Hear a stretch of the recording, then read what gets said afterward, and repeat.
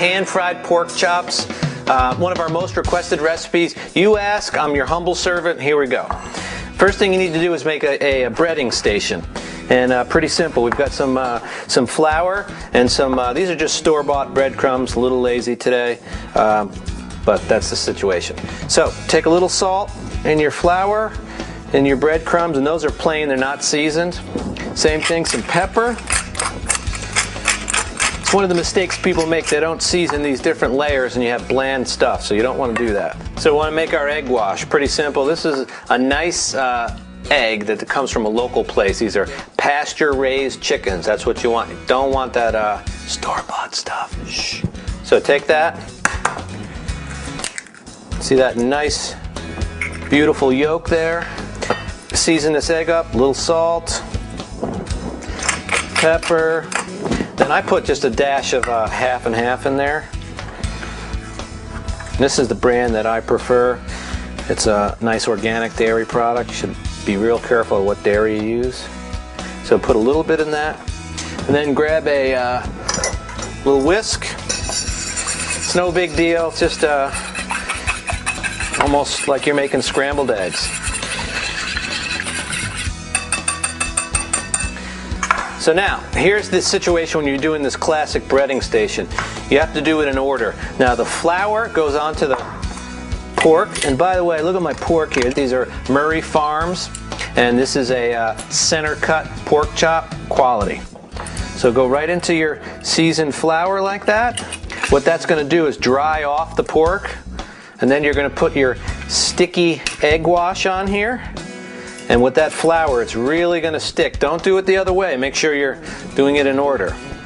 So then you go right over into your breadcrumbs and make sure you get a good coating on there.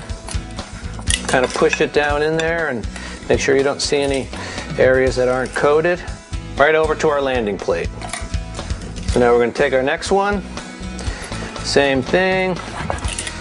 Pretty easy. Into the egg. Make sure it's good and wet. Into your breadcrumbs. It's really amazing how many people search our website for this dish. It surprises me when I see those page referrals. So we want to get these in our pan. We've got a good heavy bottom pan, extra virgin olive oil, a little Organic Valley cultured butter. The olive oil will raise the smoke point of the butter, otherwise it would burn. So then take your chops right in here. Because if you have a high heat on this, you'll cook the outsides in a minute or two and it'll be raw in the middle, and that's no fun. So right in there like that. Let me check my flame, make sure it's good. Yeah, it's a nice and low.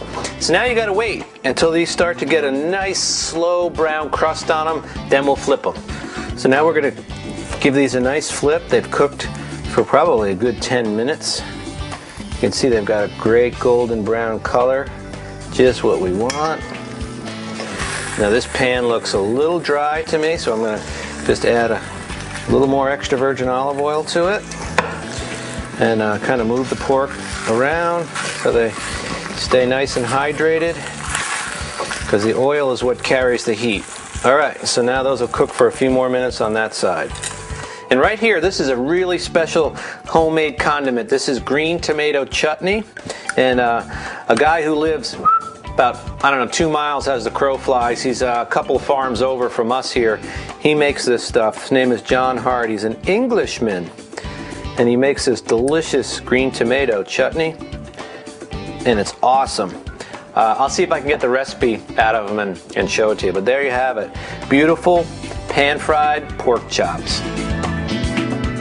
To see more tips, techniques, and videos, visit HarvestEating.com. 4 seasons, 1 lifestyle.